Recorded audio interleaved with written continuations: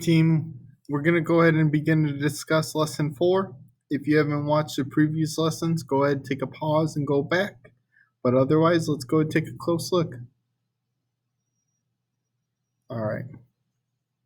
So what we're going to do here is we're going to review some exponent rules. It might have been a while since you've dealt with exponents. And the idea is the following. If you're multiplying variables with the same base but different exponents, you're going to simply think of it in expanded form. A to the third means A times A times A times A, so that means it's going to be A to the fourth. You can also think of it as there's an invisible 1 exponent, and 3 and 1 make 4. Similarly, if I have a third squared, that means I'm going to have a to the third 2 times. And if I combine them with the previous rules, I know that I'm going to add it to get 6. But if you want to also think about it, an exponent raised to an exponent will be multiplication. Now, when you have some a's in the numerator, some a's in the denominator, you're going to go ahead and represent it. A times A times A all over A times A times A times A, 4, 5, 6, 7. From previous lessons, I know that a number divided by itself is going to be 1. So I'm going to be left with a 1 on the top. And how many a's in the denominator? 4. If you want to summarize these rules quickly, look at the exponents. Notice how there were 7 in the denominator. There were 3. Since there were more in the denominator, how many were left after canceling? And that's 4.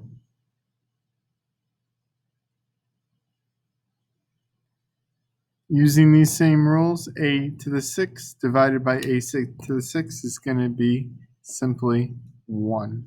The answer is going to be 1 because they evenly cancel out. You can also think of this as a to the 0 after I subtract 6 minus 6 is 0.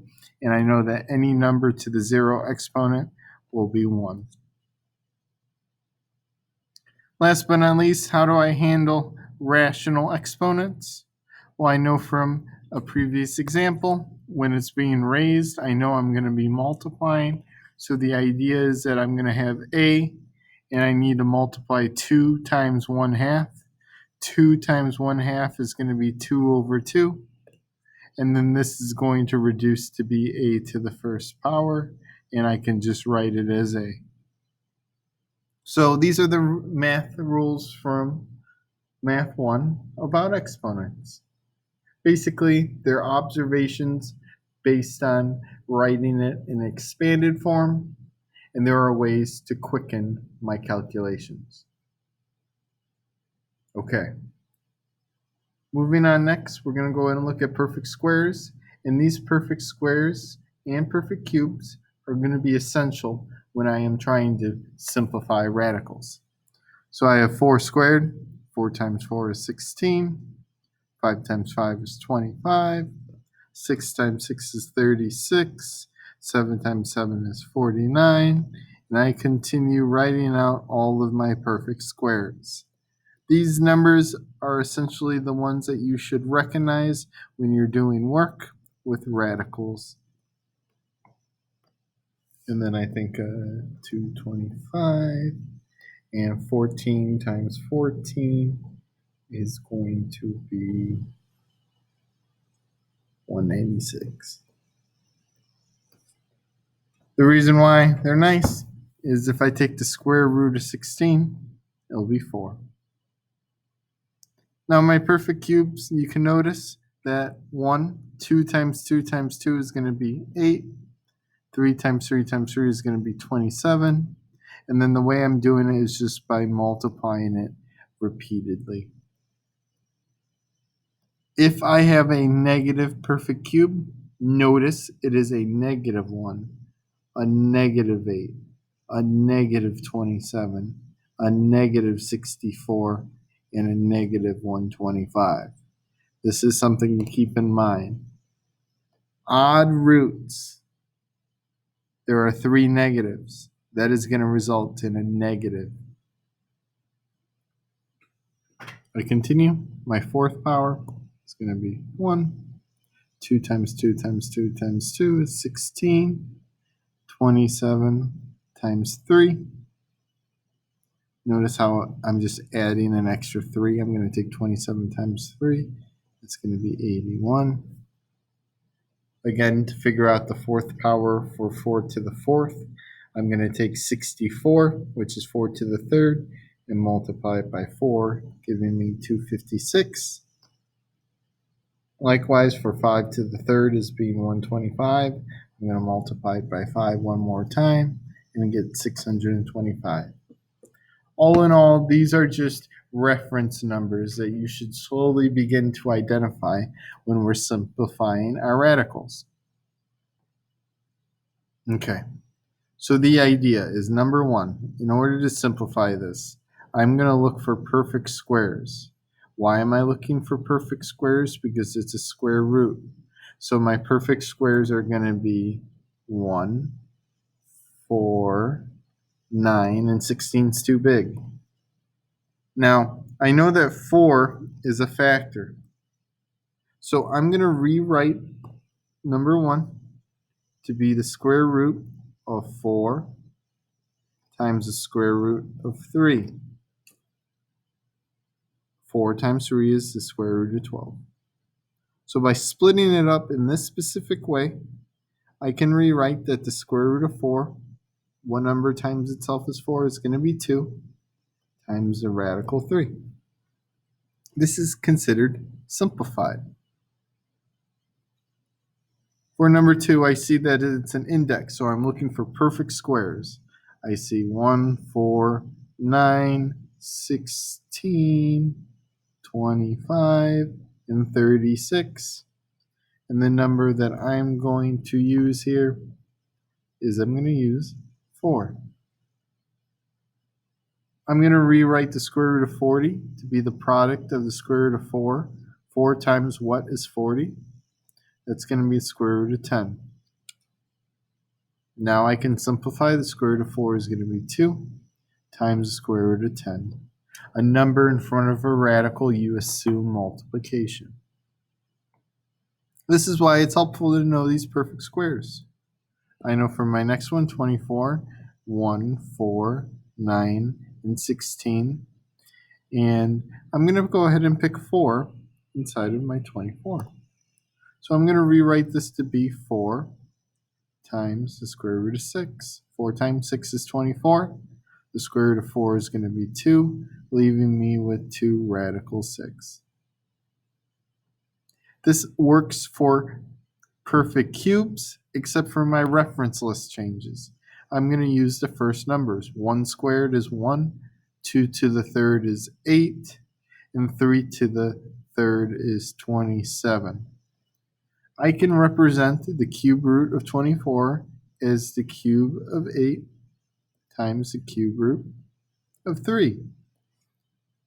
Now the cube root of 8 is going to be 2 times the cube root of 3. Again, cube root of 64. I think of my cubes. 1 cubed is 1. 2 to the third power is going to be 8. I have 27. And then I have 4 to the third power, which is going to be 64. That's what I want.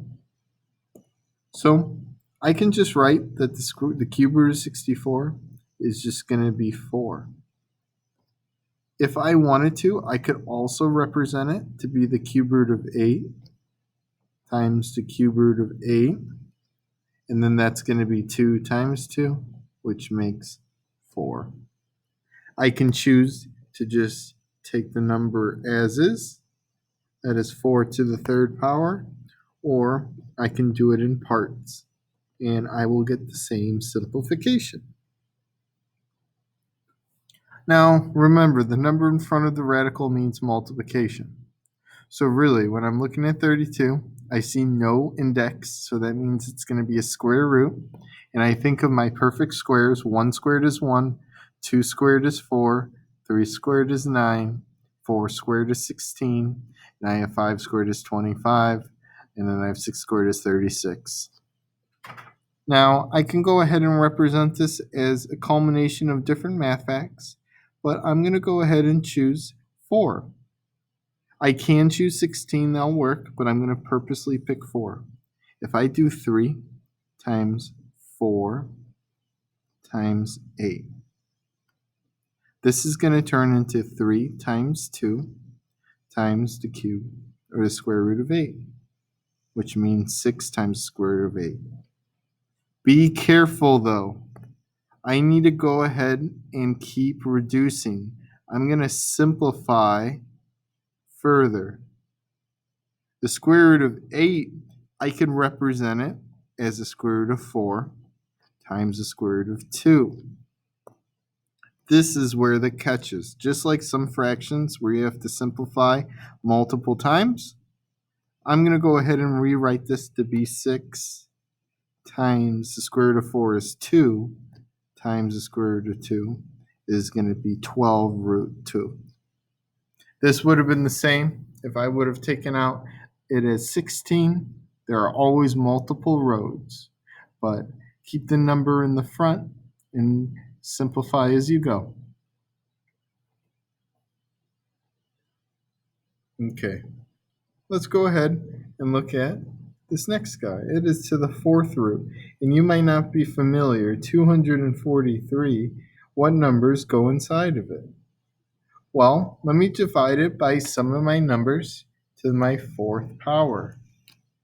Does 16 go into 243? No. Does 81 go into 243? And the answer is yes. 2 times the 4th root of 81 times the 4th root of 3 makes 243. This is going to result in 2 times 3 times the 4th radical of 3. Now, 2 times 3 is going to be 6 to the 4th radical to the 3rd. All right. Now, the goal is to simplify this. I want my radicals to be the same. So I'm going to use the same process I've been using to reduce it. I see that the square root of 25 is going to be 4 times, 5 times 5 is 25. And I'm going to subtract the cube root of 27 is 3. This is going to be turning into 20 minus 6, which is going to be leading to 14.